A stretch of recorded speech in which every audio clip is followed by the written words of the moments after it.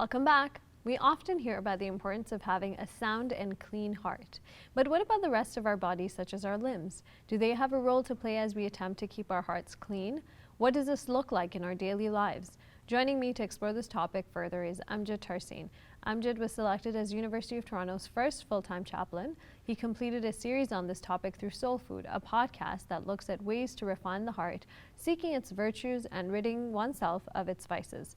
Let's hear his thoughts on this topic and the series. Welcome to the show, Amjad. It's nice to be here, thank you. So I know that you recently completed a podcast on soul food. Tell us a little bit about that. Yeah, so this season of Soul Food, it's a podcast that we've been doing throughout the year, but it started last Ramadan. And this season we've been talking about the kingdom of the heart and limbs, and it's based on a book by a contemporary scholar, Habib Umar bin Hafid. And really what it talks about is that it relates the relationship between what you do to the effect on your heart. So what you do with your eyes and how that's an inroad into your heart, what you say, how that affects your heart, what you can actually do physically with your hands and how that affects your heart. So it's really the relationship between the heart and limbs, and that the heart is this kingdom that's affected by all of these servants or these inroads that enter into the heart. I know when I was growing up, and I think still now, our parents always talk about, if you have a clean heart, then you're good. But what is that, and if your heart is sound, then everything in your body is sound. But how does that actually relate when we're talking about, I guess, limbs and the rest of our body? Yeah, so Allah subhanahu wa ta'ala, God says in the Quran that on the day of judgment, when wealth and titles and all of these things won't really benefit anyone, except the one thing that benefits is someone who comes to God with a sound heart. So Islam is about this purification process of the heart. And the Prophet, peace and blessings be upon him, he also said that there's something in the body, if it is sound, then the entire body is sound. And if it is corrupted, the entire body is corrupted. And then he said, truly it is the heart. So the heart is really sort of like the command center and the spiritual core of the human being. And if that heart is purified and it's sincere and it's freed of envy and anger and these kind of lowly qualities that hold many of us back, then everything else that we do starts to also become purified. Our intentions are cleaner, clearer in what we do and what our goals are in life.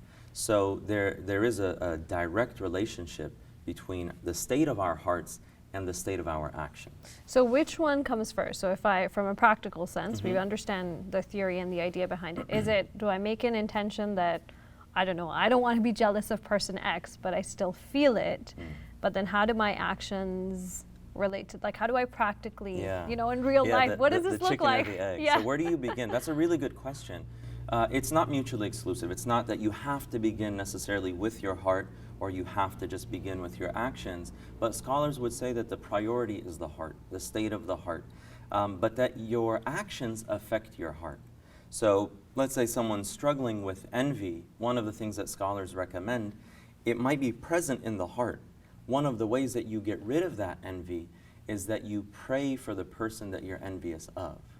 And you ask God to increase them in whatever thing is bothering you, right? So that's an action, a practical act that you can do that would affect the state of your heart, right? So they're definitely very interconnected. The state of the heart affects the limbs, and the actions of the limbs affect the heart. So it's kind of both at the same time. Working on both at the same time is really the way that the Prophet taught us, peace and blessings. And what about diseases of the heart? How do they relate to, because we learn a lot about the disease of the heart. How can we, deal with those in a practical sense again?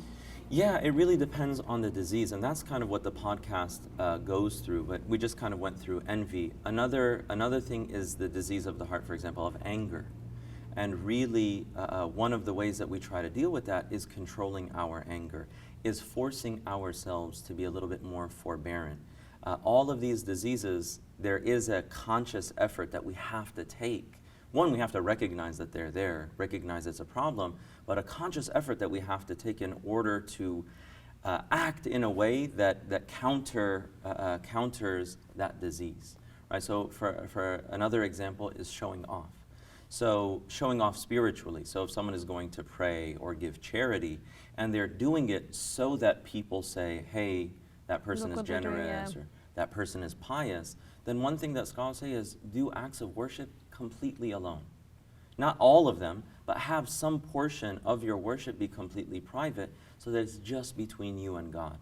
So there are these things, that's the beauty of Islam, is that it isn't abstract, like spirituality is not completely this internal abstraction, but it's something that is interconnected to the body, to the mind, to what you do and what you think.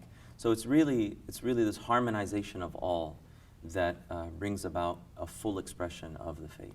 I know a lot of the examples that we've been talking about have started from the heart, and then I've been asking about the limbs. So reverse, what's an example of me using my limbs to do something and then in turn affecting the heart? No pressure. No. That's a really good question. I mean, thankfully we covered all this in the podcast, so it's fresh in my memory. One thing, for example, that scholars talk about, and the Prophet Muhammad, peace and blessings be upon him, really encourage us, is to eat wholesome food. That the food that we eat, right, they say you are what you eat. And spiritually, even within Islam, that is very true, which is why we have certain things like intoxicants or pork that we avoid for spiritual reasons as well as kind of the sacred law. But if you eat something that's doubtful, it will have an effect on your heart, right? So you might be like, this is just... You mean doubtful as in it's not religiously acceptable? Exactly, right? So let's say, for example, or even ethically. So even the way the food is sourced, the way that the workers are treated who are either planting the food or harvesting the food. Like scholars have talked about all of these kinds of different things, right? Which is interesting when you have a conversation around organic or fair trade and so forth, that there's a blessing in the food that affects your heart one way or the other. And that when you eat things that are wholesome, beyond even just halal, right? So halal is sort of this standard that we as Muslims aspire to, but even beyond that, the way that the animal is treated if you're eating the meat. That's why there's a lot of prophetic injunctions around proper treatment of the animal, that you don't harm it, you don't hit it, you don't scare the animal, and so forth, which a lot of practices unfortunately are not around today, but that has a spiritual impact on your heart. At eating wholesome food where, for example, fruits or vegetables or whatever it may be, where there is fair trade, there is a blessing along the entire process, has an impact on So I have a question for you, bringing a practical lens to it, because we all know fair trade and organic foods are expensive. Yeah. So so there's that issue, and then I think the other issue also is, how do you go about finding these places? Yeah, that is a really good question. In the GTA, we're kind of fortunate because I think we have options. But I would say in regards to fair trade and organic, it is really sad that the food industry today has really made mass production with very processed foods very available and affordable. So you really see that people who are not from high income households, they're eating the most unhealthy kinds of foods, unfortunately. And I think that's a problem and it's unfair. I would say start small. Get organic milk, for example. Start there and then build up whatever you can. Substituting certain foods that are affordable for you wherever you're at. And then building up from there. We also have like a store in the GTA called Blossom Pure, which is about grass-fed, ethically sourced meat as well, halal meat. So it's not in this big factory, this big slaughterhouse where God knows how the animals are being treated. So building up a little bit here and there. And really it has serious impacts on our own physical health as well. Right? So it's really interesting how both, but I would say wherever you're at, do what little you can, because I know it can get expensive and it's hard for people.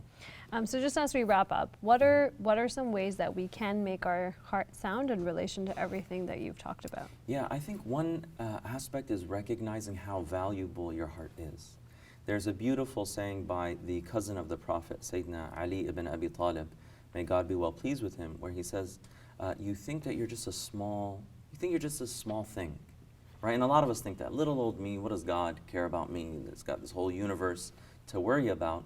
But he says, you think you're this small thing, but within you is enveloped the greater cosmos, which is why the series is called The Kingdom of the Heart, is that your heart, your being is huge, and God placed a great amount of honor in that. So I think one level is recognizing that your heart is precious, it's priceless, and that cultivating it and connecting it back to the Creator is part of the ways of influencing all aspects of your life in a way that's very positive, and having contentment and peace in life. So I think that recognition is the first step towards everything else. So I know it might be a little bit abstract, but it's a good place to start. Perfect. And I know you've done an entire series on the book, so can people find that online? Yes, it's online at www.soulfood.fm. Perfect. Thank you so much, Amjad. Thank you. My pleasure.